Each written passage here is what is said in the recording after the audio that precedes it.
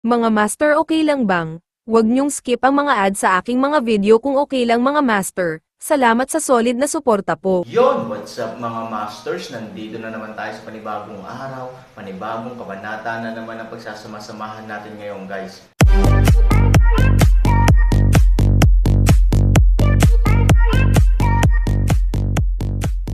Bali mga masters, kung bago ka pa lang po sa aking YouTube channel, please click the subscribe button, lalong-lalo na po yung notification bell guys, para maging connected pa rin tayo sa isa't isa at maging updated kayo sa mga susunod ko pang video. Bali mga masters, bago natin umpisahan ng kwento ay mag-shoutout po muna tayo para sa mga solid nating tagapakinig. Shoutout kay Rapi Jan, shoutout kay Juancho Arnaldo, shoutout kay Raimundo Dayundon, shoutout kay Goshen PH. Yun na nga mga masters, no? Bali hindi na ito patagalin. In 3, 2, 1, let's go! Mga masters, 3 video po araw-araw ang i-upload natin. Ang bagong yugto ni Daryl sa storytelling channel sa YouTube mapapakinggan. Ang bagong kabanata, ng sila Lynn at General Roy ay nagtungo na ng imperyo ng Elysium Gate. Si General Jimeno naman kasama ang libo-libong sundalo mula sa Elysium Gate sect. Nagpatuloy tumungo sa imperyo ng Westrington upang makausap si Emperor Dwayne. At habang patungo sila Lynn at General Roy sa imperyo ng Elysium Gate, si Lynn ay nagsalita, "General, may nais lang ako malaman. Ang inyong pinuno sa inyong sekta ay Ambrose ang pangalan. Paano siya naging pinuno ng Elysium Gate sect kung si Sect Master Daryl ay nabubuhay pa?" Sabi ni Lynn. Nang marinig ito ni General Roy, siya ay napakamot ng ulo at sinabi, "Mahal na prinsesa, nung si Sect Master Daryl ay naging Diyos sa God's domain, ipinasa niya na ang pamamuno kay Sect Master Ambrose ang kanyang panganay na anak. Sa aking pagkakaalam may anak pa si Sect Master Daryl na babae. Kay Miss Laura ang kapatid ng Sect Master ng Incandescent Sect na si Mateo. Ngunit hindi na namin alam kung nasaan ito. Oo, si Daryl ay may isa pang anak na babae kay Laura ang kapatid ni Mateo mula sa Incandescent Sect. Ngunit nang matalo ng Elysium Gate noon ang Incandescent Sect at mamatay si Mateo sa kamay ni Daryl, ang Incandescent ay pinamumunuan na ngayon ni Laura, kasama nito ang kanilang anak ni Daryl. Nang marinig ito ni Lynn, ito ay nagsalita at sinabi, "Kung ganun pala, ang inyong pinuno na si Sect Master Ambrose ay anak pala ni Sect Master Daryl. At si Miss Eunice ay bakit naging kapanalig ng Elysium Gate?" Sabi ni Lynn.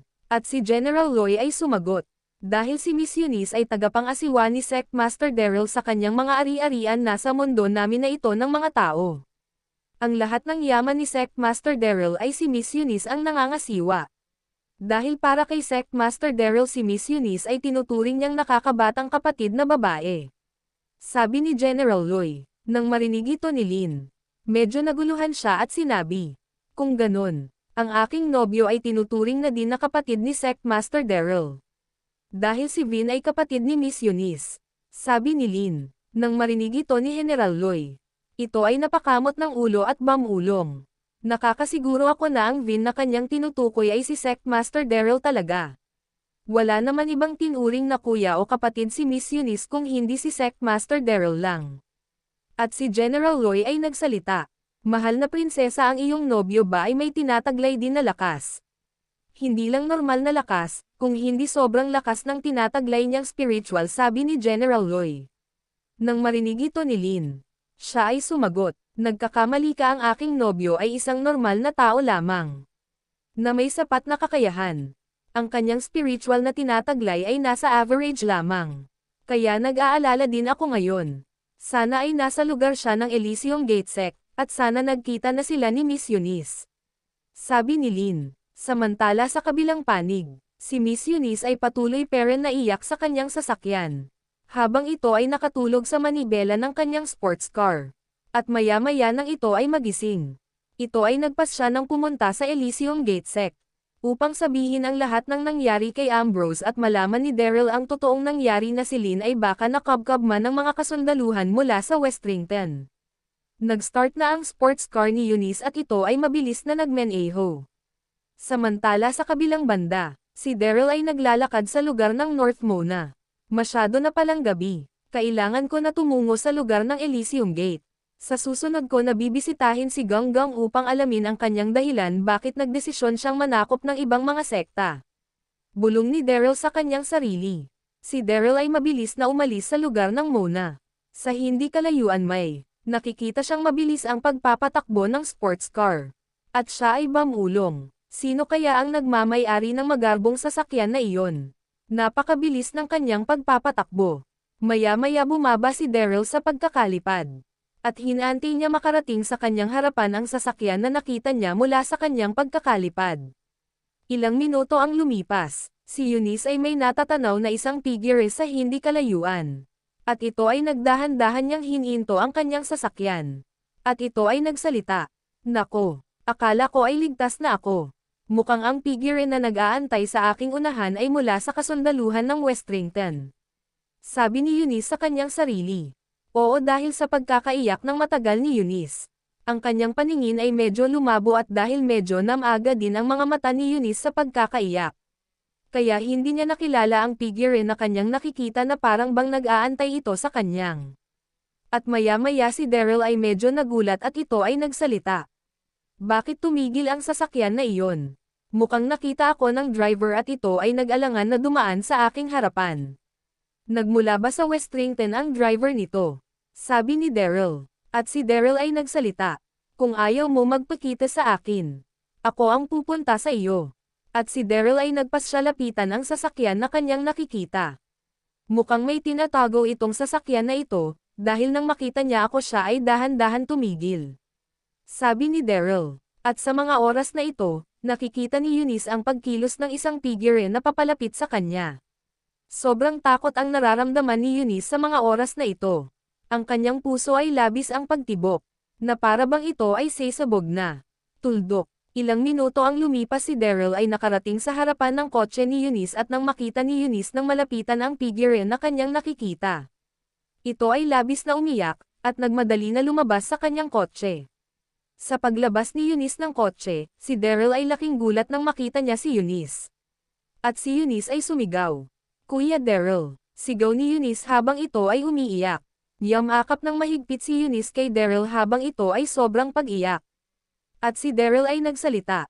Eunice, anong nangyari? Bakit ka umiiyak? At saan ka pupunta sa ganitong oras? Si Daryl ay nagtataka sa mga oras na ito. Nang marinig ni Eunice ang tanong ni Daryl, hindi ito makapagsalita. Dahil sa sobrang pag-iyak, dahan-dahan tumigil si Eunice sa pag-iyak at ito ay nagsalita ng putol-putol. Kuya Daryl, tuldok, salamat nakita kita. Nang marinig ito ni Daryl, siya ay nagsalita ng walang pasensya at sinabi. Ano ba talaga ang nangyari? Bakit ikaw ay umalis ng iyong mansion sa ganitong oras? Habang ikaw ay nakasuot ng pangtulog. Mukhang importante ang iyong pupuntahan dahil hindi ka na nakapagpalit ng kasuotan, sabi ni Daryl. At bakit ka naiyak? Ano ba talaga ang nangyari? Tanong ni Daryl sa seryosong tono. Nang marinig ni Eunice ang mga salita ni Daryl, pinilit nitong makapagsalita ng maayos at sinabi, Kuya Daryl, lubos akong natakot nang hindi kita nakilala. Akala ko kung sino ang nag-aantay sa aking harapan. Ang aking mansion, Kuya Daryl, ay may nangyaring masama. Habang sinasabi ulit ito ni Eunice, siya ay humihikbi. Nang marinig ito ni Daryl, siya ay lubos na nagulat at sinabi, Ano ang nangyari sa mansion mo? Okay naman ang lahat ng ako ay nagpasyang umalis kanina sa mansion. Ano ang nangyari at nasaan si Miss Lynn? Sabi ni Daryl. Nang marinig ito ni Eunice, siya ay nagsalita. Ang mga kasundaluhan ng Westrington ay lumusab sa mansion at winasak ang mga bagay na nasa loob ng mansion, at ang mga kasambahay ay kanilang pinagpapatay. Ang aking mga tagabantay ay walang nagawa sa lakas ng mga kasundaluhan mula sa Westrington.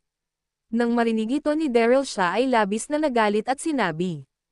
Ano? Paano? At bakit nilusob ng Westrington ang iyong mansion? Sa anong dahilan? Nang marinig ito ni Eunice, siya ay nagsalita. Kuya Daryl, baka dahil sa aking pagkakasira sa bentahan ng sasakyan na nasa lugar ng Westrington. Sa nangyari iyon, madaming nakakita at baka ito ay nakarating sa Emperor ng Westrington, kaya ito ay nag-utos na ako ay hulihin at wasakin ang aking mansion. Sabi ni Eunice. Dahil sa pagkagulat, hindi agad naalala ni Daryl si Lynn sa mga oras na ito at si Daryl ay nagsalita. Napakawalang hiya talaga ng Emperor ng Westrington ngayon. Masyado na nagiging mabagsik ulit ang Westrington sa sino mang makalaban nito. Na kahit walang kalaban-laban ay kaya nilang paslangin. Sabi ni Daryl sa galit na tono. At ito ay nagtanong. Paano ka nakaligtas? Buti hindi ka nakubkob o napatay ng mga kasundaluhan mula sa Westrington. Sabi ni Daryl. Nang marinig ito ni Eunice, siya ay napaiyak ulit at sinabi, Kuya Daryl, patawad. At baka si Miss Lin ngayon ay nakubkob na ng mga kasundaluhan mula sa Westrington. Dahil kay Miss Lin ako ay nakatakas. Nagpas siya si Miss Lin, nalabanan ang mga kasundaluhan ng Westrington upang ako ay makaalis ng ligtas sa aking mansion. Daang-daan sundalo ang nilalabanan ni Miss Lin ngayon. Hindi ko alam kung ano na ang nangyari sa kanya ngayon. Ang mga kasundaluhan ng Westrington ay may tinataglay na lakas. Sana ay nagkakamali ako. Sana hindi nila nakabkab si Miss Lin. Kung magkataon, labis ko sisihin ang aking sarili pag may nangyari kay Miss Lin na masama. Sabi ni Eunice, nang marinig ito ni Daryl siya ay napamura sa kanyang sarili. At sinabi, ano ang sinabi mo? Si Lin ngayon ay nakikipaglaban sa daang-daan na kasundaluhan ng Westrington. Si Daryl ay labis ang galit na nararamdaman nang marinig niya ang sinabi ni Eunice. At ito ay nagsabi ako ay babalik ng iyong mansion. Sabi ni Daryl sa nag-aalalang tono. Nang marinig ito ni Eunice siya ay nagsalita. Sumakay ka na kuya, para mabilis kang makarating sa aking mansion. Sana ay maabutan pa natin buhay si Miss Lin. Sabi ni Eunice. At si Daryl ay tumugon. Halika na bilasan na natin. Ang dalawa ay mabilis na tumungo sa mansion ni Eunice upang tulungan si Lin. Ang hindi alam nila Daryl ang daang-daan kasundaluhan ng Westrington ay natalo mag-isa ni Lin sa mga oras na ito, at ang kasundaluhan mula sa Elysium ay nagpas siya tumungo din sa mansion ni Lin upang tignan ang nangyayari. At sa pagdating nila, nakita nila ang mga kasundaluhan ng Westrington na daang-daan na wala ng buhay. At isang figure na lamang ang nakatayo. Ito si Lin. At ang mga general ng Elysium Gate na sila General Roy at General Jimeno ay nagpasyadalan si Lin sa Elysium Gate. At ngayon sa mga oras na ito, patungo na si Lin kasama si General Roy at iilang kasundaluhan ng Elysium Gate Sect. Sa imperyo ni Ambrose, sobrang bilis ng pagmamaneho ni Eunice, at ilang minuto lang ay nakarating na sila sa mansion. Si Daryl at Eunice ay lubos ang pagkagulat. Tumambad sa kanila ang mga katawan ng daang-daan kasundaluhan ng Westrington na wala ng buhay. At mabilis na bumaba si Daryl sa sasakyan at ito ay tumakbo papasok ng mansion. Nasaan si Lin? Eunice, nasaan si Lin? Sabi ni Daryl sa malakas na tono. Nang marinig ito ni Eunice siya ay nagsalita. Kuya Daryl, kanina si Miss Lin ay nakikipaglaban sa kasundaluhan ng Westrington. At sino ang may gawa ng lahat ng ito? Ang mga katawan ng kasundaluhan ng Westrington ay wala ng buhay. Sabi ni Eunice sa pagkakagulat. At si Daryl ay hindi narinig ang sinabi ni Eunice at ito ay sumigaw. Halika, tulungan mo ako. Hanapin natin siya sa loob ng mansion. At ang dalawa ay mabilis na naghanap sa loob ng mansion ni Eunice. Habang naghahanap ang dalawa, labis ang pag-aalala ni Daryl sa mga oras na ito. At ito ay nabulong sa kanyang sarili. Miss Lin. Sana ay okay ka lang. Wala. Sana nangyaring masama sa iyo. Patawad kung wala ako sa tabi mo sa mga oras na ikaw ay nakikipaglaban sa mga kasundaluhan ng Westrington. Sabi ni Daryl na halos naiyak na ito sa pag-aalala. Yun na nga mga masters, no? Bali panibagong kabanata na naman yung natapos natin ngayong gabi. Muli, maraming salamat po talaga sa walang sawang suporta po sa aking YouTube channel na talagang inaabangan nyo po ang bawat upload ko po. Bali mga masters, magkita-kita ulit po tayo bukas ng gabi at ngayon po ay magpapaalam po muna tayo. Bali mga masters, bye-bye!